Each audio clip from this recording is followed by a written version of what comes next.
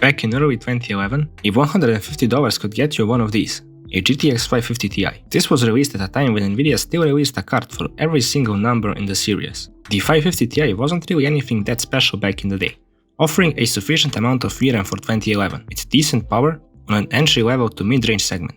And of course, standard display outputs with DVI, VGA and HDMI, the first of these two not being in use anymore in modern cards. This gives you an idea of how much of a relic this card actually is in 2022.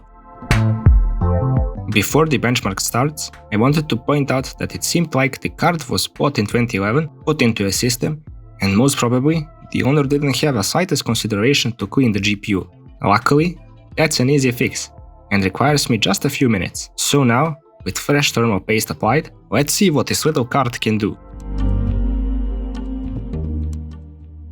Considering that the last drivers were released in early 2018, I was a bit surprised that OverWatch even started, not to talk about it running at 1080p, with a solid 60 FPS on average. Of course, all the settings are turned down, but as long as you have a decent resolution, OverWatch looks decent, regardless of the settings used.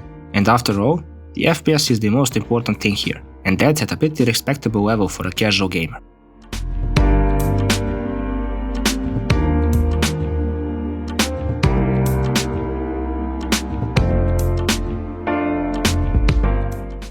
Sadly, Valorant refused to work with MSI Afterburner, so there are not many stats available, apart from the in-game measurements on the right side. Having no Afterburner means that I couldn't accurately measure average FPS, but judging by what I've seen, at 1080p, you can expect around 90 FPS on average, basically without stutters. Quite decent performance from the 550 Ti, proving capable to run modern esports titles at a respectable level.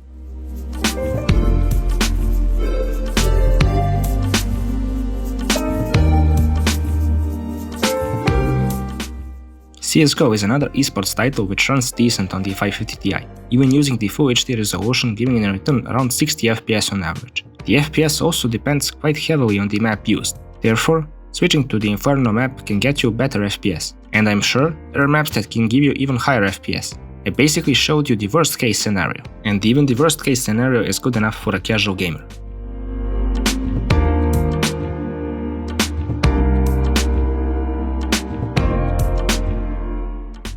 To round up the free games segment and the esports titles, we have PUBG, not really shining with the performance. While using the 720p resolution and all the settings turned down, the FPS hovers around 30, with a few drops below that, and generally, not that playable FPS. There isn't that much left to be done to improve FPS. Even at 720p with the resolution slider set to 100%, it becomes hard to see enemies on screen.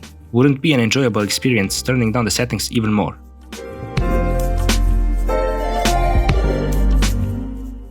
Now moving on to more demanding titles with Dirt Rally 2. In order to get a mixture of decent FPS and visual quality, I use 720p with the low preset and the shader quality turned up to high, as that is the setting which gives you a much better looking game, without really making it unplayable. With these settings applied, we got in return 43 FPS on average, which isn't really that bad, and honestly, I could play the game without a problem. There are of course lower settings than this, but at that point, the game starts to look really bad.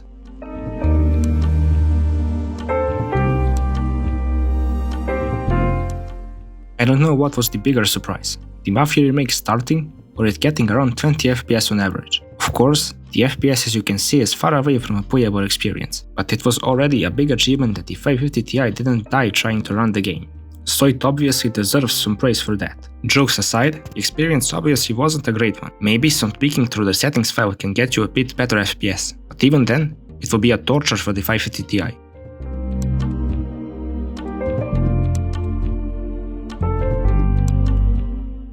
There was a time when I was somewhat surprised that Days Gone ran on old hardware, but after so many tests, it isn't really that amazing. So it's safe to say that the game runs, but doesn't run very well, offering frame rates similar to the Mafia Remake, with a bit better frame times. Still, that's not even good enough to consider it close to playable.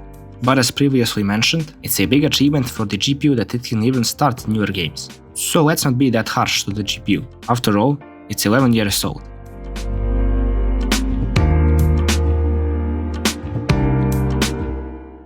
Another surprising result came when testing the remastered version of GTA San Andreas, as the game struggled to hit even 30 FPS at heavily reduced settings. You may think that the city is the most demanding part for a GPU to render.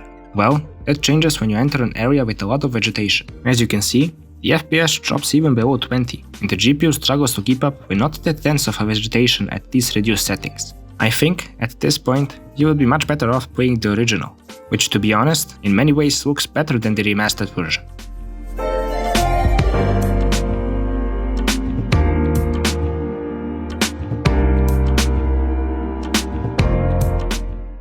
As newer games don't really perform well on this GPU, I wondered if The Witcher 3 could save the day a bit in terms of AAA titles, and I was hoping for at least 1080p.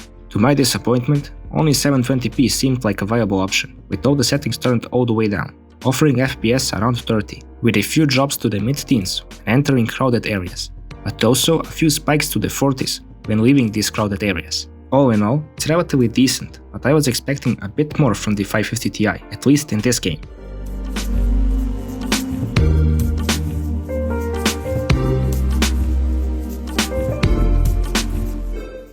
At the end, the results speak for themselves. GTX 550 Ti is still a decent card for a casual esports gamer, and nothing much more than that. Sure, you can play many older titles like Tomb Raider 2013, and as you can see, it will run more than fine. But the lack of drivers, small amount of VRAM, no support of any modern APIs makes basically the whole 500 series more or less obsolete for modern gaming. Maybe for someone who just wants to experience the older titles in their full visual quality, the 550 Ti can be a decent card. But there are much better cards in my opinion that can be considered for such a thing, especially as the GPU prices went down recently. So this concludes today's GPU review. Thank you very much for watching. I hope you enjoyed it as much as I have. Stay tuned for some more reviews in the near future.